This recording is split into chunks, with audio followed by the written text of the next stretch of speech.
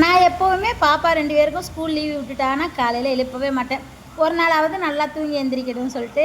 இதில் என்ன காமெடினா நானும் சேர்ந்து தூங்கிடுவேன். இன்றைக்கி பார்த்தா அப்படி தான் ரொம்ப லேட் ஆகிடுச்சு. ஒரு 10 மணி இருக்கும் நாங்கள் எந்திரிக்கும்போது. அதுக்கப்புறம் போய் பால் வாங்கியாந்து டீ போடலாமேன்னு பாலை ஊற்றி அடுப்பில் போட்டாச்சு.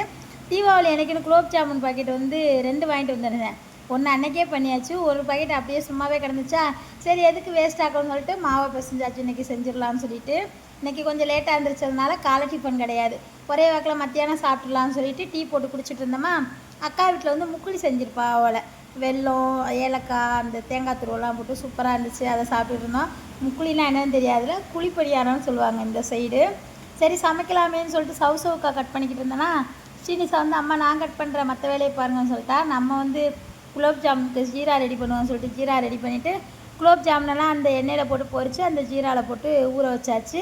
இன்றைக்கி எங்கள் வீட்டில் என்ன ஸ்பெஷல்னு பார்த்தீங்கன்னா, அந்த பருப்பு சவுசவுக்காலாம் போட்டு கூட்டு வைப்பாங்கல்ல, அது வச்சுட்டு ரசம் தான் வச்சேன். ரசம் வந்து வெறும் ரசம்னு சொல்லலாம்.